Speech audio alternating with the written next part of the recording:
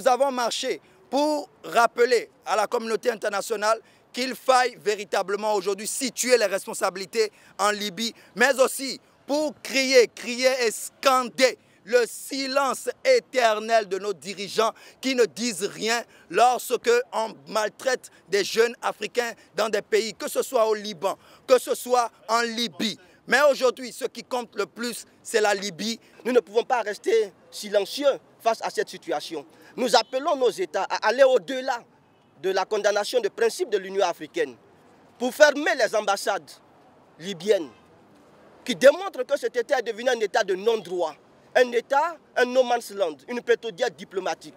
Nous étions ici il y a 48 heures, l'ambassade n'a pas pu ouvrir pour nous recevoir.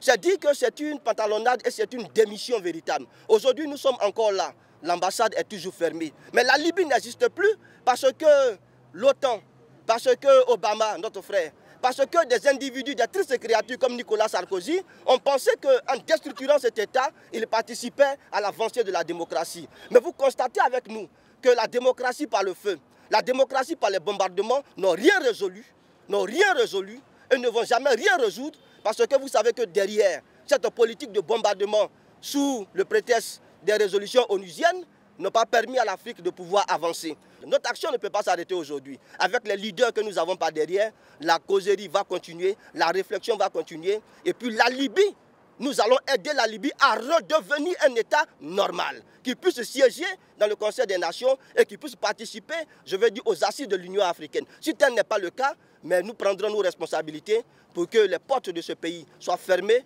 en attendant qu'il y ait une sorte d'État généraux ou un plan Marshall pour remettre la Libye sur pied. Nous avons mal en tant qu'Africains, mais les Libyens eux-mêmes aussi ont mal de ce que leur pays est devenu. Les Libyens dignes, pas les Libyens instrumentalisés et à qui on a permis de croire qu'il y avait un bonheur après Kadhafi. Voici la Libye post-Kadhafi, voici ce que la France a voulu faire de cet État, voici ce que la communauté en a fait. Nous sommes des descendants d'esclaves. Nous avons fait le retour en terre du Bénin.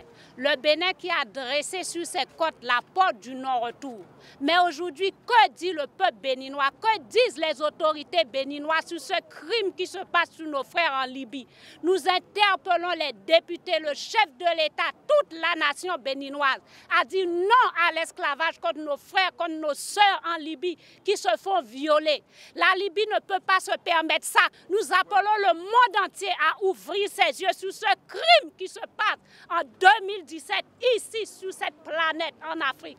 N'oubliez pas que l'Afrique appartient à toute l'humanité. Ce ne sont pas des noirs qu'on tue, ce sont des humains. Je vous appelle jeunesse béninoise, jeunesse africaine à se lever contre ce crime qui s'est passé hier et qui se passe aujourd'hui sous nos yeux. Enfants du